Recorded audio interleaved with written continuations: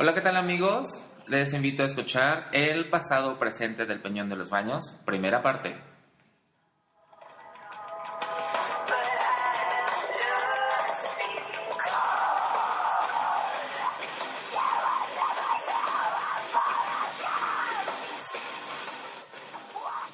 Hola, ¿qué tal amigos? Buenos días, ¿cómo están? Yo les saludo desde alguna parte de la Ciudad de México. Estoy muy feliz de estar presentando esta primera parte de una serie, de un pequeño compilado, de lo que viene siendo un resquemor del Peñón de los Baños. Estoy aquí con mis compañeros. Erandi, ¿cómo Hola. estás? Buenos días. Buenos días a todos y un saludo afectuoso a todos los que nos escuchan. Melissa, ¿cómo estás? Hola a todos, muy bien, muchas gracias. Como siempre, preparando cosas nuevas para ustedes. Y les tenemos un invitado el día de hoy. Maximino, hola, buenos días. ¿Qué tal, Maximino? Vamos a comenzar este podcast empezando a hablar de... Primero, la historia, ¿no? El pasado de este lugar tan emblemático. Quizás algunos de ustedes lo ubican porque está, digamos, el cerro, el aeropuerto rodea el cerro que es el Cerro del Peñón, así conocido. Entonces, el principio... Bueno, perdón que te interrumpa. Yo tenía que hacer una acotación aquí. Uh-huh. Todos ubican al Aeropuerto Internacional de la Ciudad de México, Uh-huh. pero nadie nunca sabe cómo se llama la colonia que está al lado del Peñón, que no está atrás, que no está a los lados, que está enfrente al Peñón de los Baños, Uh-huh. al frente al cerro. Ese chipote que ven ustedes en la Ciudad de México entre el Metro Terminal Aérea y Metro Oceanía, Uh-huh. es el llamado Peñón de los Baños. Nadie nunca le atina, nunca. Bueno, en lo que va de mi vida... Ay, ese chipotito que está ahí entre tal y tal, ese es el Peñón de los Baños. Lo que vamos a hablar ahorita es de la historia del Peñón de los Baños. Y qué mejor que me lo empieces a contar tú, Una. Espérate, sí. Date. Yo creo que el principio, así como tú bien lo describes, mucha gente lo ubica. Básicamente su ubicación principal es el aeropuerto, ¿no? Actualmente. Pero este lugar resulta que tiene una historia pero muy rica. Y entonces pues empezamos con el especialista que se ha encargado de juntar todas las fuentes que hablan sobre este lugar. Yo creo que hasta las autoridades, sí es muy triste, pero no creo que hasta lo desconocen, toda la riqueza que posee. Entonces, pues, ¿qué tal si empezamos con hablar del nombre y los diferentes nombres y la ubicación del mismo? Nuevamente, buenos días. Yo no soy originario del Peñón de los Baños.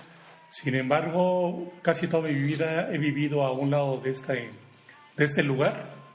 Y quisiera empezar a hacer una precisión, ya que a nivel político-administrativo se habla de que el Peñón de los Baños es una colonia. Sin embargo, para los habitantes de este lugar no es una colonia, es un pueblo. Uh-huh. Y así lo manejan ellos, como el pueblo del Peñón de los Baños. Uh-huh. Ya a nivel de una investigación sociológica, antropológica, diríamos que es una comunidad. Sí. La comunidad del Peñón de los Baños. Como ustedes decían, ¿dónde se localiza?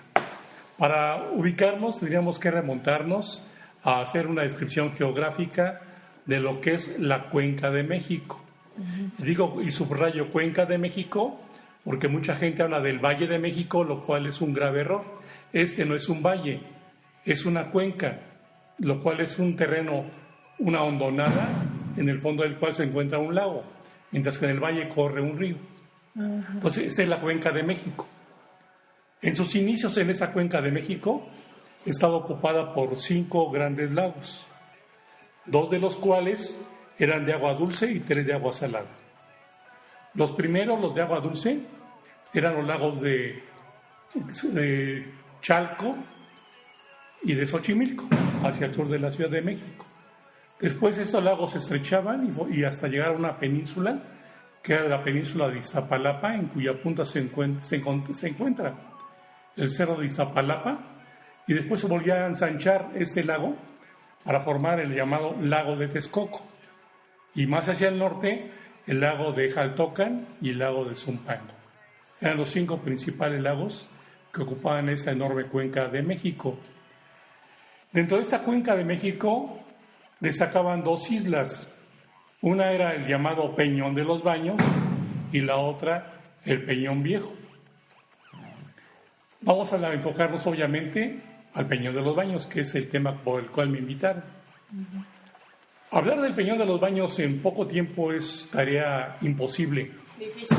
Muy difícil, ya que su historia, por ahí escuchan algunos cohetes, es una comunidad que tiene muchas tradiciones y una de ellas es arrojar cohetes por muchos motivos. O por ninguno. Decía, abordar su historia en poco tiempo es una tarea imposible. Vamos a hacer un pequeño acercamiento, un breve acercamiento a la historia de esta milenaria comunidad que tiene más de 13,000 años de antigüedad. Exactamente, 13,000 años de antigüedad, cuando menos. A mí me gustaría, antes que todo esto, sí me gustaría, la verdad es que decirles a nuestros escuchas que la persona que nos está hablando ahorita es una persona que se ha dedicado a leer durante muchísimo tiempo, más o menos, ¿cuántos libros has leído sobre esto? Libros no los puedo contabilizar. Pero has leído demasiado sobre el tema. Sí, varios cientos de libros, porque lo que me interesa es investigar hasta simplemente un libro con el simple hecho de que nombre la palabra Peñón de los Baños, con ese hecho, para mí ya es importante. Sí. Okay. ¿Es una investigación que has hecho cuántos años? ¿Cuándo empezaste? ¿Cómo empezó tu Media curiosidad? vida.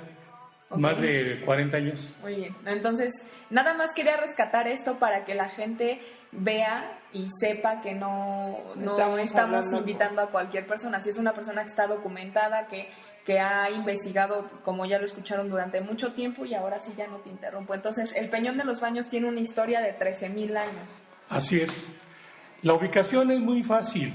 Decían aquí las personas que me invitaron que se encuentra el Peñón de los Baños rodeando el cerro, el famoso Cerro del Peñón. Esta comunidad rodea todo el cerro. Ajá. Todo el cerro está rodeado por esta comunidad. Y nos encontramos aproximadamente a unos 2,5, 3 kilómetros del centro histórico de esta maravillosa Ciudad de México, que ahora tan pomposamente la han llamado así, pero que siempre se ha llamado Ciudad de México. Sí. Más que por otro tipo de motivos ahora dicen que se llama Ciudad de México. Siempre se ha llamado así desde que los mexicas la fundaron en 1325. Bien, pues para empezar, yo creo que es necesario hacer algunas precisiones con respecto al nombre. El nombre de esta comunidad ha cambiado a través del tiempo. Durante la época prehispánica, es decir, antes de la llegada de los invasores españoles, la comunidad tenía el nombre de Tepetzinco, que significa lugar del cerrito. Es una palabra derivada del náhuatl, del tepetl, cerro, sin, que es diminutivo o reverencial, y co, que es lugar, o sea, en el cerrito. Ajá. Que sería el primitivo lugar el nombre del lugar.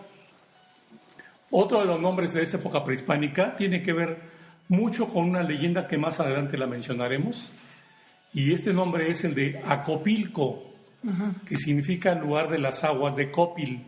Así es. De A, que se deriva de Atl, agua. Copil, que era un nombre de un príncipe, y con nuevamente un locativo, es decir, el lugar de las aguas de Copil. Esos serían los principales nombres prehispánicos de la comunidad, aunque por ahí algún autor le llama Tepetzintli también, con el mismo significado que dijimos al principio. Ya cuando llegan los españoles le cambian el nombre y con base en su idioma, que es el castellano, le llaman el Peñol con L de los Baños. Actualmente es el Peñón. Ajá. Ya no sabemos que hablamos aquí en México. El Peñón porque es una enorme roca, y de los baños porque ahí hay unos baños que se conocen desde la época prehispánica. Por ahí también un viajero que vino a finales del siglo XVIII, el capitán Dupá, le llama el Peñón Nuevo para diferenciar este nombre del otro peñón que existe, que es el Peñón Viejo o Peñón del Marqués, en la época prehispánica Tepepulco. Entonces, como vemos, el Peñón de los Baños ha merecido que se le nombre de diferentes maneras debido a su importancia. Sin embargo, su representación jeroglífica no es abundante.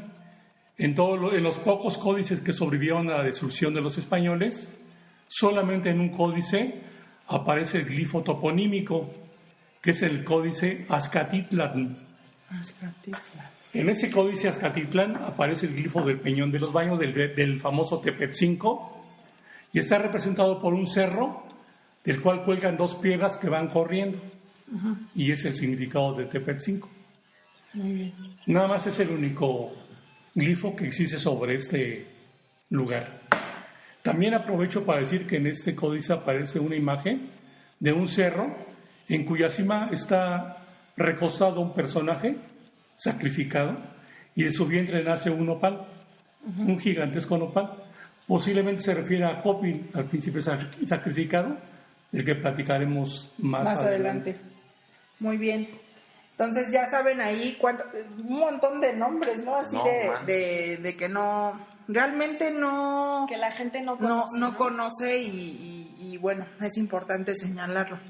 ¿Qué pasa con la prehistoria? Porque si estamos hablando de esos tiempos de 13,000 años de antigüedad, pues hay una prehistoria, ¿no? ¿Qué nos puedes platicar sobre eso? Sí, los primeros hallazgos e investigaciones paleontológicas del Peñón de los Baños se remontan al siglo XIX, específicamente al año de 1884, cuando un grupo de trabajadores, utilizando dinamita, explotaba una mina de cantera en la parte sur de la falda del cerro. Ahí se dedicaban a hacer este trabajo de sacar cantera para llevarla a la Ciudad de México y utilizarla sobre todo en la cimentación de los edificios de esa época, del siglo XIX. Y sorpresa para ellos fue que de repente, entre esas rocas que estaban extrayendo, apareció un cráneo que aparentemente era humano. Dieron aviso al gobierno porfirista de esa época, se llevaron estos restos humanos y el ministro de Fomento del gobierno, de la administración porfirista, llamó a uno de los grandes científicos de ese momento, que fuera el señor Mariano de la Bárcena y Ramos, conocido también como Mariano Bárcenas, aunque reitero en sus escritos, él firmaba como Mariano de la Bárcena. Le entrega el cráneo para que se dedique a investigar esos restos y también el lugar donde fueron descubiertos. Él invita a uno de sus conocidos, que fue Antonio del Castillo, se trasladan al Peñón de los Baños, encuentran otros restos más, otras fracciones más de restos humanos, los analizan y en el año de 1887 dan a conocer sus resultados a través de diversas publicaciones, tanto nacionales como extranjeras. Hay por ahí una revista que se llamaba La Naturaleza y que tenía el seudónimo de Periódico Científico de la Sociedad Mexicana de Historia Natural, donde dan a conocer estos resultados de lo que se llama actualmente el hombre del Peñón 1, que reitero, fueron encontrados los restos en 1884. Por allí en una exposición oficial que hubo recientemente, hace ya casi 2 años, la fecha que registraron era equivocada. Por ahí se les fue ese pequeño error. Podríamos decir que estos resultados de este hombre del Peñón 1 es con lo que se inicia el estudio de la prehistoria aquí en la cuenca de México. Obviamente cualquier investigación que se presenta siempre va a surgir gente que va a rebatir. Y así en este mismo periódico La Naturaleza, más adelante, un llamado profesor Newberry, la revista No Da Más Información, contradijo los resultados de la Bárcena, diciendo que la antigüedad de este lugar no era tal. Entonces, él nuevamente de la Bárcena sacó otra publicación, ahí mismo La Naturaleza, para dar más información sobre esos hallazgos. A la vuelta del siglo, al llegar al siglo XX, en otro tipo de publicaciones y libros, se retoman esos hallazgos casi de manera textual, se citan los resultados de la Bárcena. En aquel tiempo no había plagio, y se dan a conocer a mayor cantidad de público sus resultados. Un segundo hallazgo de restos humanos en esta comunidad se dio en el año de 1957. Se encontraban haciendo una zanja para meter el drenaje en la esquina de la calle de Morelos y Nayarit. Personal del entonces Departamento del Distrito Federal, y encuentran también restos de un cráneo muy mineralizado, es decir, muy fuertemente impregnado por minerales. Lo remite a la antropología. Obviamente, cuando un resto se saca de su lugar de donde se encontró, se pierde mucha información y pierde mucho registro científico. Oye, pero en ese momento, por ejemplo, cuando hicieron el hallazgo, el INA, bueno, el Instituto Nacional de Antropología e Historia, no tendría que haber como hecho más investigación. O sea, se encontró ahí el cráneo, pero vinieron a partir de eso, ¿vinieron a hacer investigación? Sí, se vinieron a hacer investigación. Okay. Obviamente en México hay un problema muy grave, que es que nunca hay dinero suficiente para lo que es sustantivo. Exactamente. Porque dinero, creo, no me consta, pero creo que sí hay dinero. Sí hay. Bueno, para lo sustantivo. Entonces, se da prioridad a lugares que tienen mayor prestigio a nivel internacional, o a lugares que le da más prestigio a los investigadores.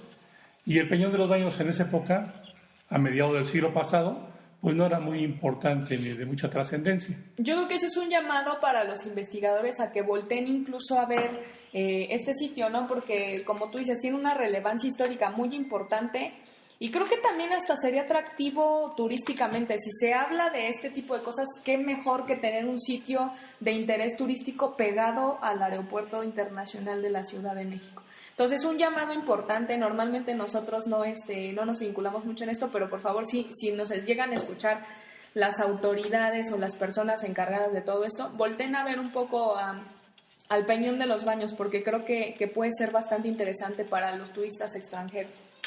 Sí, en la actualidad el único vestigio de siglos pasados que tenemos aquí en la comunidad, que no se lo han llevado por fortuna porque no pueden, es una capilla del siglo XVII, de estilo barroco, que se está cayendo a pedazos porque nadie la restaura. Está en una propiedad particular de los actuales dueños de los Baños del Peñón. No la pueden restaurar porque el INAH no lo permite. Exacto. Es un patrimonio de la nación. Y reitero, se está cayendo a pedazos, el agua se está filtrando, las pinturas que tiene en su interior se están destruyendo, y nadie de las autoridades que les corresponde hace nada. Pero continuamos con nuestro tema. 2 años después del Hombre del Peñón 2, es decir, en el año de 1959, se encuentran restos nuevamente de otro ser humano, esta vez en la confluencia de la calle Emiliano Zapata y Bolívares, aquí muy cerca de donde estamos grabando. Estaba un vecino de la comunidad, el señor Tereso Hernández, excavando en su patio de la casa para hacer un pozo. Y sorpresa, después de una capa gruesa de travertino, que es la roca donde se ha formado por el depósito de sales calcáreas en lo que era el lago de Texcoco. Salmuera, una especie de salmuera. No, es un carbonato de calcio, ¿sí? Que cuando se solidifica se convierte en travertín. Ese tipo de roca se llama travertín. Hago en ese momento la salvedad de que ese tercer hombre del Peñón, hombre entrecomillado, se encontró debajo de esa capa, no embebido dentro de la capa como el hombre del Peñón 1 y el 2. Y los que se encontraron después también estaban embebidos. El hombre del Peñón 3 se encontró debajo de la capa. Por eso se pudo datar con mayor seguridad a esos restos humanos. No estaban tan afectados no estaban tan influenciados por el contexto donde se depositaron al momento de que murió esta persona. Ok. Repito, el señor Tereso Hernández se encontró esos restos, un cráneo y él personalmente fue a llevarlos a la dirección de prehistoria de Lina, en esa época.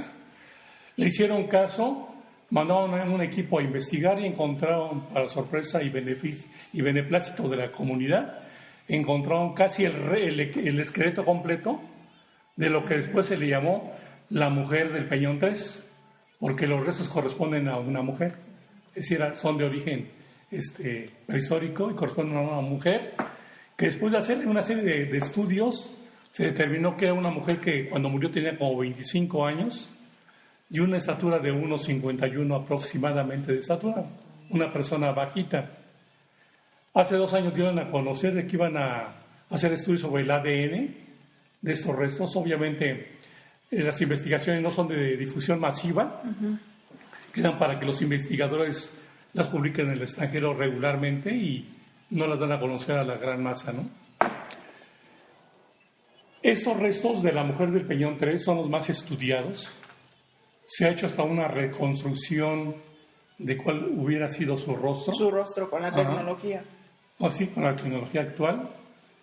Actualmente se hacen muchos estudios de los restos que se encuentran a través de una rama de la ciencia que se llama tafonomía. Y se hacen la reconstrucción de qué murió, cómo murió, cuáles eran sus características morfológicas, etcétera, etcétera. Está muy avanzada la investigación en este sentido.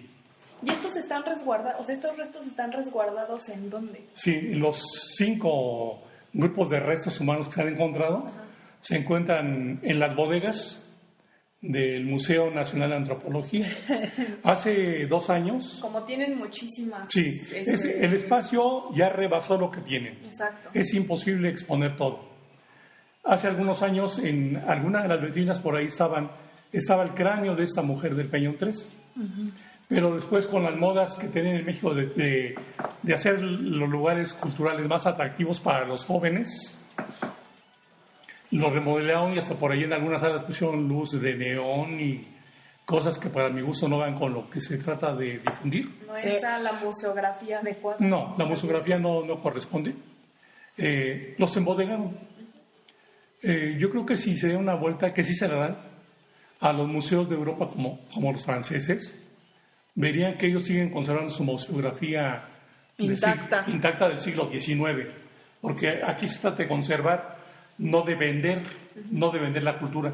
La cultura no se vende, la cultura se vivencia, se mama y se difunde día con día. Así es. Sí, eso sí es importante que lo haya señalado, porque sí parecía, en lugar de un museo, parecía una discoteca. Bueno, para no extendernos mucho sobre esta prehistoria del Peñón, nomás les anoto que en el año de 1962 se encontraron otros restos a los cuales les dio el nombre de Hombre del Peñón número 4, y más adelante, en el año de 1982, se encontró el Hombre del Peñón 5. O sea, en realidad ya son hallazgos dentro de la historia reciente de la Ciudad de México. Sí, ya muy cercanos a nosotros. Muy cercanos a estos tiempos, ¿no? Pero también se han encontrado restos de animales. Por ejemplo, se han encontrado algunos huesos de mamut, ¿sí? Algunos huesos largos de mamut, algunas vértebras. Por ejemplo, con los restos de la mujer de Peñón 3 se encontró un hueso del ala de un pelícano blanco. Se ha identificado que fue un pelícano blanco. Se encontró el cúbito, que es uno de los huesos del ala de este pelícano. Se ha estudiado. Por ahí, buscando en las revistas especializadas, hay un artículo, obviamente en inglés, casi toda la información está en inglés. Hay un artículo sobre el estudio de este hueso, que debe haber tenido la misma edad de esta mujer, de antigüedad, 12.700 años. Entonces, como vemos, la antigüedad del poblamiento del Peñón de los Baños es muy antigua. Sí.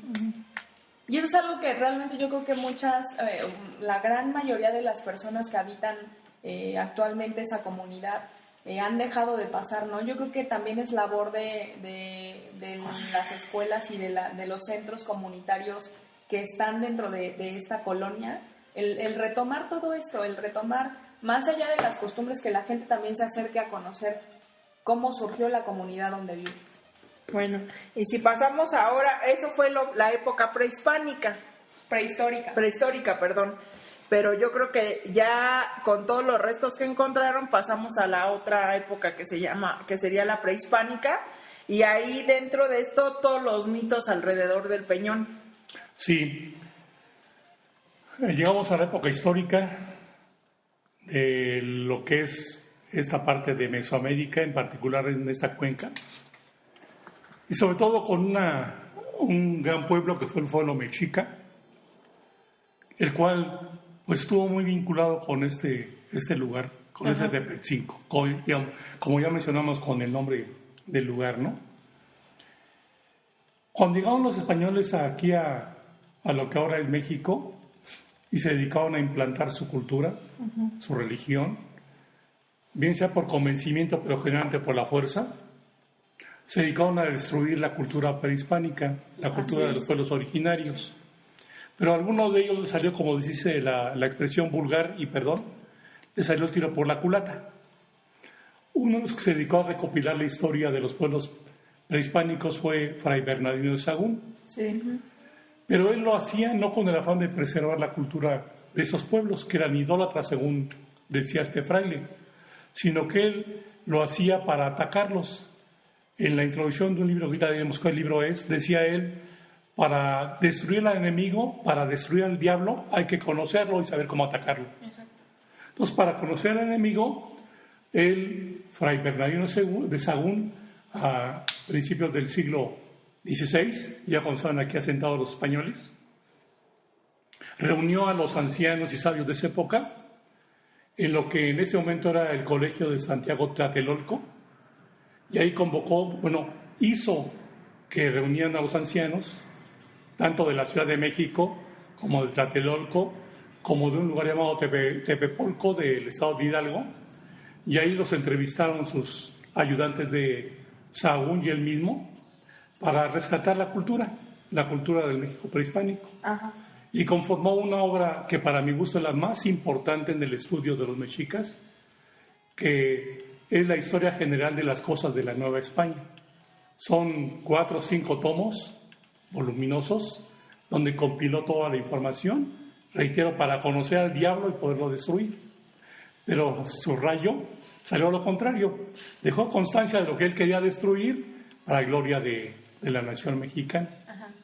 En estos libros encontramos... ¿Crees que esto haya servido para la independencia años después? No, okay. No.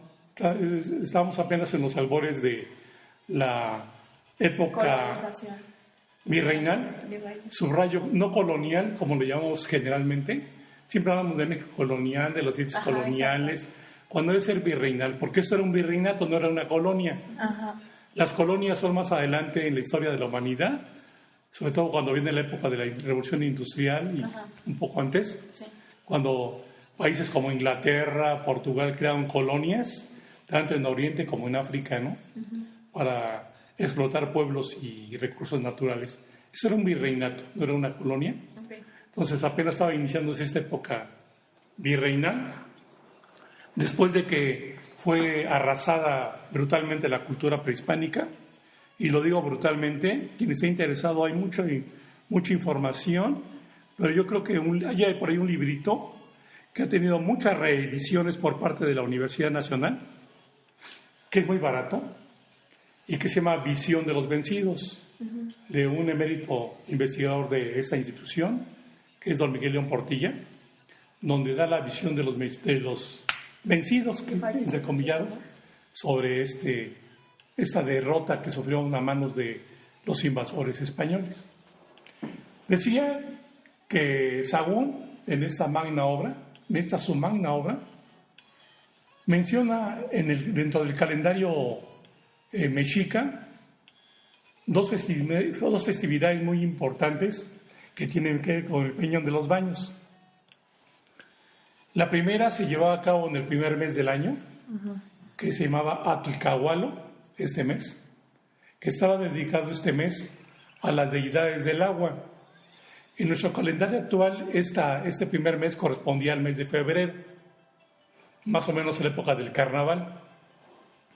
Obviamente en esa época era una época de sequía, y por eso estaba dedicada a las deidades del agua, para pedir que llegara el agua en un nuevo ciclo anual. Lo importante es que dentro de esas festividades de Atlcahualo se traía una niña para ser sacrificada en el Cerro del Peñón de los Baños. Año con año se sacrificaba a una menor en el Cerro del Peñón de los Baños. Por lo tanto, también ahí menciona Sahagún que había un espacio, un adoratorio para llevar a cabo este sacrificio. Es decir, había un centro ceremonial prehispánico en el Peñón de los Baños. Es el primer mes. Otro mes en el cual participaba en este calendario ritual del Peñón de los Baños era en el quinto mes, llamado Toxcatl.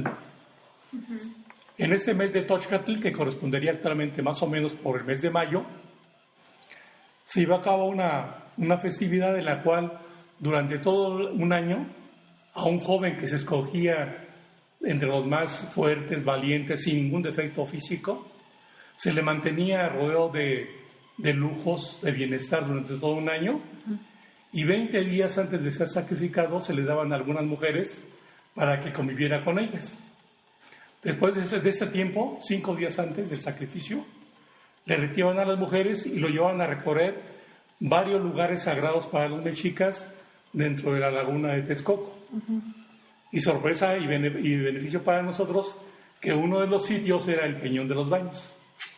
Lo traían al Tepetzinco, a este joven, para que hacer algunos de los rituales dentro de ese camino ritual hacia el sacrificio.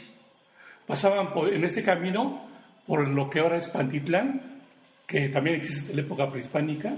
En esa época, como estaba la laguna, había un sumidero, ahí el agua se iba en un pozo muy profundo, era el sumidero de Pantitlán.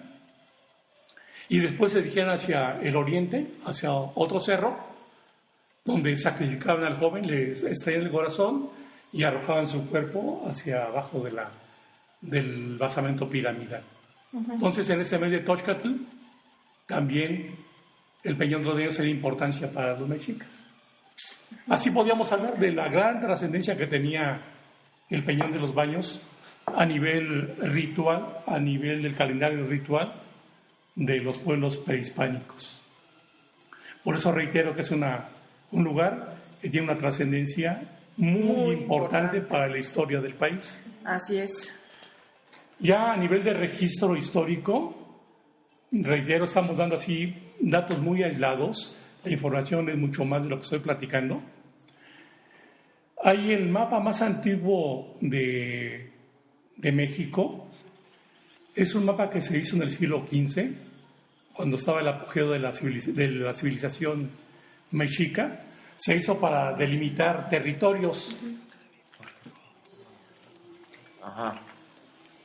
Más adelante, este mapa se perdió, pero ya antes, en la época de Cuauhtémoc, que aprovecho que Cuauhtémoc, su nombre no es como se traduce regularmente águila que cae, y lo han querido relacionar con la caída entrecomillado del imperio, como llaman, que tampoco es imperio, porque es otro tipo de administración económica aquí en esa época, del imperio mexica. No, el nombre de Cuauhtémoc significa águila que desciende, pero para atrapar a su presa, no águila que cae como derrota.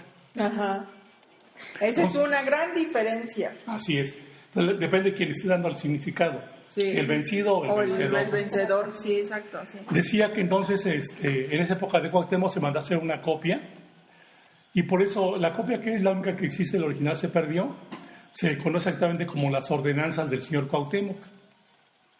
Esta copia en la actualidad se encuentra resguardada, entrecomillado, en la Universidad de Tulane, en Luisiana. Es que siempre pasa eso, ¿no? Los extranjeros se interesan más por estudiar nuestra cultura que los mismos mexicanos. Bueno, yo creo que aparte del interés, sí existe el interés, pero también viene el afán de atesorar, como regularmente, en este caso particular, y perdón por los extranjeros norteamericanos o gringos, como yo les llamo, que me escuchen, como su historia no es tan rica como la de nosotros, vienen y depredan con el afán de atesorar lo que ellos no tienen. Es que no tienen memoria histórica, ¿no? Y un país como México con memoria histórica no lo atesora. Entonces, en estas ordenanzas del señor Cuauhtémoc aparece dibujado el Peñón de los Baños como uno de los puntos de referencia para la delimitación territorial allá en el lejano siglo XV de nuestro país. También en esa época, siglo XVI en este caso, se elaboró por don Alonso de la Santa Cruz, es a quien le atribuyen, un mapa que se conoce como el mapa de Uppsala. Se le da el nombre de Uppsala porque es la ciudad sueca donde se encuentra depositado. En la Universidad de Uppsala, allá en Suecia, se encuentra ese mapa. Es un mapa muy hermoso, lleno de detalles, lleno de simbologías. Y ahí vemos dibujado en uno de sus cuadrantes el Cerro del Peñón, con sus baños. Se ve una crucecita que representa la capilla que hablábamos hace rato, y se ve cerca del cerro a los primitivos habitantes de ese siglo XVI cazando las aves de la laguna, con redes y con unos cercos, las artes de pesca propias de ese momento, siglo XVI, que reitero, se encuentra este mapa allá en Suecia. Nuevamente. Pero habrá oportunidad de que la gente, seguramente a mucha gente esto le va a interesar y que en internet se puedan conseguir algunas fotografías de eso. Sí, en internet encuentran, en este caso particular de el mapa de Uppsala, sí lo encuentran en internet. Ok, pues por si tienen ganas de ver de esto, de lo que se está hablando, ya saben cómo pueden buscar. Regularmente lo van a encontrar este tipo de informaciones en páginas extranjeras, en páginas de Europa, en páginas de Estados Unidos. Muy bien. Podríamos hablar mucho sobre lo que se escribió del Peñón de los Baños en la época virreinal, sí, pero creo que por el momento aquí vamos a suspender momentáneamente. Sí, vamos a conversación. Así es, la primera parte para que ustedes tengan oportunidad de escucharla bien. Como vimos y repasándolo, vimos el nombre, los diferentes nombres del Peñón de los Baños, su prehistoria, la época, prehistórica, prehispánica y virreinal. Y los invitamos a esta segunda parte. Muy bien, no se les vaya a olvidar consultar todo esto en nuestras redes sociales, lo vamos a tener en YouTube también. Entonces, por favor, pues estén pendientes las próximas también, las próximas partes de esta serie de podcast.